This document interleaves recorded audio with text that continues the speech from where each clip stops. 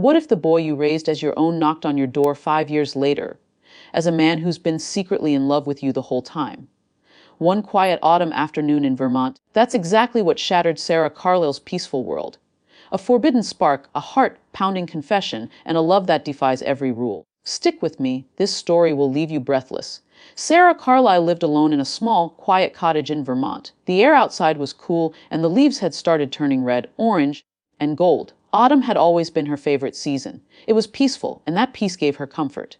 After working as a counselor for many years, she had retired early now. Her days were calm and simple, reading books by the fireplace, sipping tea, and listening to the soft wind outside. She enjoyed the silence. It was the kind of silence that made her feel safe. But that silence was broken. One afternoon, Sarah was in the kitchen putting away dishes when she heard footsteps on the porch. A moment later, someone knocked gently on the door. She didn't expect visitors. She rarely had any. But when she opened the door, she froze. Standing there was Noah. He was older now, taller, broader, and more mature. His hair was a little messy from the wind, and he carried a worn duffel bag over one shoulder. Sarah's heart skipped a beat. Hadn't seen him in 5 years. "Noah," she said, her voice barely above a whisper. He smiled, but it was a tired kind of smile. "Hey, Sarah, you home?" It's the last time she'd seen him. He was just 15, quiet, awkward, and full of pain. He had come into her life as a foster child after years of bouncing between homes. She had taken care of him for almost 3 years. Then he left for college, and they slowly lost contact. Sarah had often thought about him, but she never expected to see him again. "You're back," she said, still in shock. "Just for a little while," he replied, stepping forward. "Things didn't work out at school. I needed space, a place that still felt like home." "Okay." Sarah moved aside to let him in. Her hands trembled slightly as she closed the door behind him. The warmth of the house wrapped around them, but the air felt different now, charged, unsure. He looked around the room, his eyes pausing on the same old couch, the fireplace, and the bookshelf filled with the same stories he used to read when he lived there. "Not much has changed," he said. Sarah nodded. "I like it that way." She watched him closely. He had changed. Shoulders were stronger, his face more defined.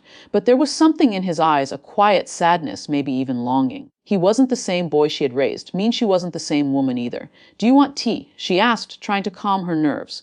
He smiled again, softer this time. "Yeah, that'd be nice." They sat together in the living room sipping tea while rain began to fall outside the windows. The soft tapping of raindrops made the room feel smaller and more intimate. They talked about simple things at first, his college experience, the weather, how fast time had gone by, but there were long pauses between their words. Neither of them said everything they were feeling. Sarah felt something strange deep inside her. She didn't know what to call it. A warmth, a pull. It scared her. She had cared deeply for Noah when he was younger. But that care had always been protective, almost motherly. This was different. Now he was a man, and her heart was reacting in ways she didn't expect. She looked over at him as he leaned back on the couch, eyes half closed, his fingers wrapped around the warm mug. There was a softness in him, a gentleness that made her chest tighten. Was it wrong to feel this? She stood up quickly, pretending to check the fire. Her hands shook slightly as she added a log. She could feel his eyes on her, and that made her even more nervous. "Thanks for letting me stay," he said. "After a while, I didn't know where else to go." "You're always welcome here?" Sarah replied. Her voice came out too fast, too sharp. She cleared her throat. "You don't have to explain anything." Noah set his mug down and leaned forward. "I didn't just come here because I had nowhere else to go." Sarah turned to him slowly. "Then why?" He hesitated. "I miss this place. I missed you." Her breath caught. She wasn't sure how to respond with such a simple thing to say. But the way he said it, the way his eyes met hers felt like more, felt like the beginning of something neither of them had the courage to name. Yet Sarah stood there for a long moment looking at the boy who wasn't a boy anymore. The silence between them had changed. It was no longer peaceful. It was full of questions, feelings, and memories waiting to be unpacked. She finally smiled just a little. "It's good to have you back, Noah." And deep down, a small voice whispered that her quiet house was about to feel very different, because Noah hadn't just returned to a place. He had returned to her. And though she didn't know it yet, return would open a door she thought had been closed forever. A door to longing, to heartbreak, to something. She never expected love. The days after Noah's return moved slowly, like soft waves on a quiet lake. Sarah tried to go on with her usual routine, cooking, reading, tending to her garden. But something had shifted inside the house. The silence between them wasn't like before, wasn't peaceful, was full of things left unsaid. Sarah noticed the little changes in Noah. He wasn't the quiet, unsure boy he used to be. There was strength in the way he carried himself now. But there was also a softness in his eyes whenever he looked at her. Like he wanted to say something but didn't know how. Sometimes their hands would brush when they passed each other a coffee mug or a book or a dish towel. It felt like nothing, but at the same time it felt like everything. Sarah tried to ignore it. She told herself she was imagining things, but late at night when she lay in bed, she could still feel the warmth of his touch on her fingers. One evening, Sarah had just come in from the garden. The sky outside was painted in soft oranges and purples, and the air smelled like pine. As she stepped into the living room, she stopped. Noah was sitting on the floor, leaning against the couch. The room was dim, lit only by a warm lamp in the corner. A movie was playing softly on the TV, but he wasn't watching it. He was holding something in his hands. It was a small carved wooden fox. Sarah's heart stopped for a moment. She had given that to Noah when he was 13. Used to be afraid of the dark, and she'd carved the fox for him one night, hoping it would bring him comfort. He'd held on to it tightly for years until the day he left for college. She thought he had forgotten it long ago. "You still have that?" she asked gently. Stepping into the room, Noah looked up at her and gave a small, almost embarrassed smile. "Yeah, it's silly, right?" "No," she said softly. "It's not silly at all." He turned the wooden fox in his hands. "It used to help me sleep. I'd hold it when I felt scared. Even at college, I kept it next to my bed. He reminded me of this place, of you." Sarah felt her chest tighten. She walked over and sat on the couch behind him, unsure of what to say. The room felt heavy, like the air itself was waiting for one of them to speak the truth. "Do you ever think about the past?" he asked after a long silence. "All the time," she replied. "Sometimes I wonder if I did the right thing. If I was enough for you." "You were more than enough," he said quickly. "You are the only person who ever made me feel safe." Their eyes met. His gaze held hers longer than it should have. Sarah looked away, her heart racing. He stood up and sat beside her on the couch. Its presence felt too close, too warm, too familiar. "I was just a kid back then," he said quietly. "But even then, I felt something. I didn't understand it. I thought it would go away, but it didn't." Sarah didn't move. Her breath caught in her throat. Noah looked at her, his voice trembling. "I'm not saying this to make things weird. I need you to know I've been carrying this feeling for years." She turned to face him. "No, I don't know what to say." You don't have to say anything," he replied. "I just didn't want to hide it anymore." Sarah looked down at her hands. They were trembling slightly. Her mind was spinning with thoughts of the boy. He had been of the man he had become, of her own confused feelings. She had always cared for him deeply. But now that care was changing into something she hadn't planned for.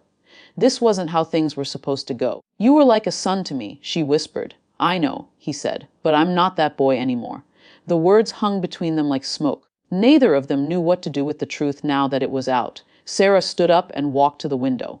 Outside, the wind had picked up. The trees were swaying and the moon was rising behind the hills. She pressed her hand to the cold glass. She heard Noah behind her, still sitting, waiting. "You've confused me," she said softly. "I don't know what's right or wrong anymore. Spent years building walls inside myself. I didn't expect you to walk back in and shake them down." He stood up slowly and walked over to her.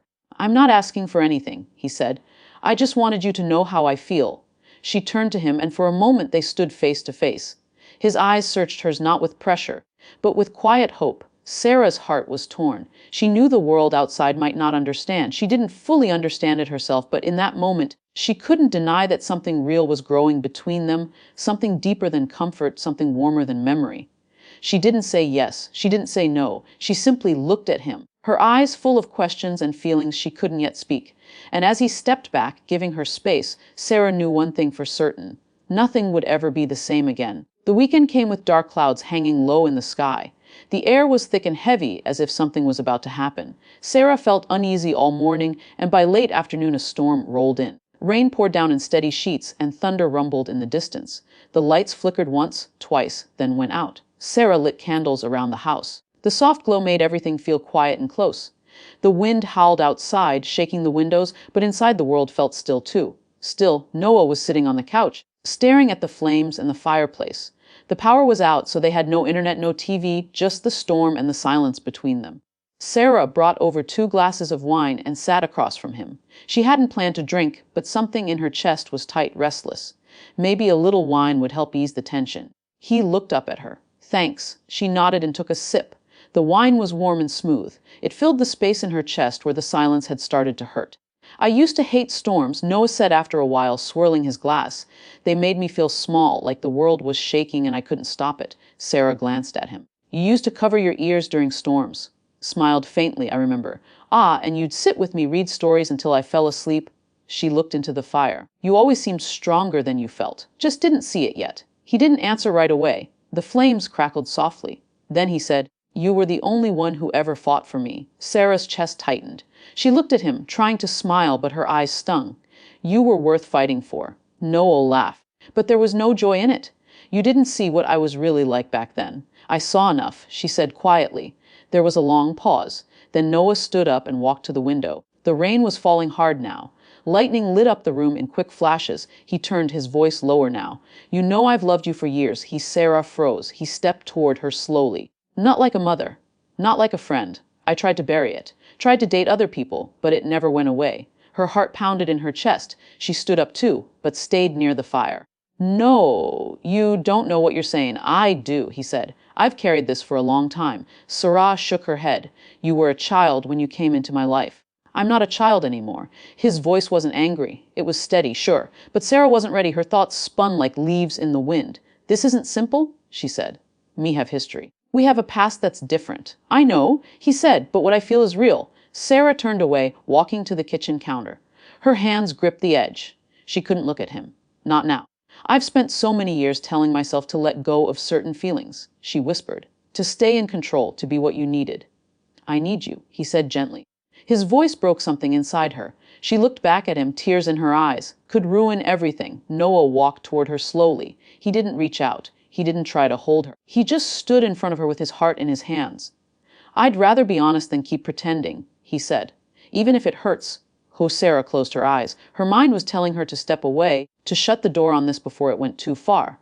But her heart acted in a way it hadn't in years. She had been alone for so long, so careful, so controlled. But this moment felt real. Messy, yes. Scary, yes. But real. When she opened her eyes, she saw the boy she had once protected.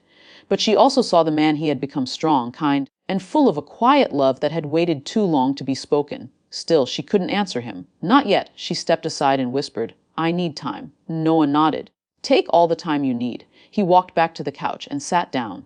Sarah stayed by the counter, her heart beating too fast. The rain continued to fall outside. The thunder rolled across the hills. But inside the house, a different kind of storm had passed through, one made of memories, emotions, and a truth that could no longer be hidden. That night, neither of them slept much. Sarah lay in bed, staring at the ceiling, her thoughts chasing each other in circles. She remembered his smile when he first arrived, the way his fingers had brushed hers, the way he looked at her when he spoke his truth. She had always believed love had to follow certain rules. But now she wasn't so sure, because sometimes love didn't ask for permission. It just showed up softly, unexpectedly, like a storm rolling over the hills. And once it arrived, it changed everything. The rain had stopped by morning. The sky was still gray, but the storm had passed. A soft fog floated over the trees outside Sarah's cottage, and the world felt washed clean. Sarah stood by the window in her robe, holding a warm cup of coffee. She hadn't slept much. Her thoughts were too loud, too heavy. Down the hall, Noah was still asleep in the guest room. The same room he had once stayed in as a boy. Everything felt familiar, yet completely changed. The house, the air, even the quiet, it all felt different. Now, Sarah couldn't stop thinking about the words he had said the night before. "I've loved you for years." They echoed in her mind like a soft, steady drum beat. She had tried to stay in control, to hold back emotions that had started to grow the moment he walked back through her door. But now everything was out in the open. There was no going back. Later that morning, she made breakfast, eggs, toast, and coffee. Simple, warm, and comforting. She was setting the plates when she heard his door open. Noah stepped into the kitchen wearing a hoodie and jeans. His hair was messy and his eyes looked tired, but when he saw her, he smiled softly. "Morning," he said. "Morning," she replied. Her voice was gentle, unsure.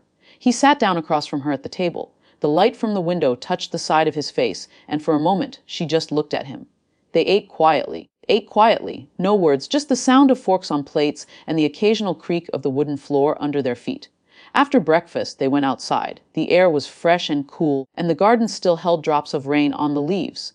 Sarah sat on the bench by the roses, and Noah followed. They didn't speak for a while. The silence was no longer awkward, was full of something deeper. "I'm sorry if I made things too heavy," Noah said finally. "I didn't mean to push." Sarah shook her head. "You didn't push, you told the truth. That matters." He looked at her, waiting. She took a deep breath. I spent years locking certain doors inside me. I did it to protect myself and to protect you. I told myself that loving someone meant being strong, not needing anything in return. He said nothing, just listened. Sarah looked down at her hands, but the truth is I felt something too. It didn't start as anything romantic, but over time it changed. I ignored it. I told myself it was wrong, that I was too old, that you'd moved on. But when you came back, everything I buried started to rise again. No's voice was soft. So what now? Sarah looked up at him, her eyes full. Now I stop hiding from my heart. She reached out, and for the first time she let her fingers rest in his hand. Was warm, steady. She felt tears gather at the corners of her eyes. But she didn't look away. Noah gently squeezed her hand. I don't care about the past rules. I care about how I feel. And I've never been more sure of anything. They sat there as the sun slowly broke through the clouds. A few golden rays fell across the garden. That evening, the mood was soft and quiet. Sarah lit candles again, not because of a storm, but because the warm light made the house feel safe, comforting, intimate. She and Noah cooked dinner together. She chopped vegetables while he stirred the soup. Their shoulders brushed once or twice. They laughed at small things. The tension had lifted, replaced by something lighter, something hopeful. After dinner, they sat by the fire, the same spot where everything had changed the night before. Noel looked at her. Do you remember the night you stayed up with me when I had that nightmare? I was 13, I think. You were Sarah smiled. You were shaking so hard, I thought you'd break apart. I sat on your bed until you fell asleep. You sang to me, he said. I never forgot that. She looked into the fire. I remember you held my hand so tight. Noah turned toward her, his voice steady, and I never let go even after I left. Not really. Sarah looked at him then. There was no more fear in her eyes, no more guilt. Just the quiet glow of a woman who had stopped running from her own heart. I never thought I'd feel this way again, she said. He leaned in close but not rushing. Neither did I. Their lips met off gentle, like a whisper shared between two people who had waited a long time to be heard. It wasn't rushed, it wasn't wild. It was full of emotion, full of the years they had both carried their own lonely hearts. When they pulled apart, Sarah rested her head on his shoulder. It's not going to be easy, she said. No, no replied. But it will be real. They sat there, fire crackling, hearts full. Outside, the last of the fog drifted away, and the moon rose high over the Vermont hills in that quiet house. Something new had begun, something unexpected, something tender. Love had returned, not loud or flashy, but deep, patient, and true. And for the first time in a long time, Sarah no longer feared the echo of her own heart.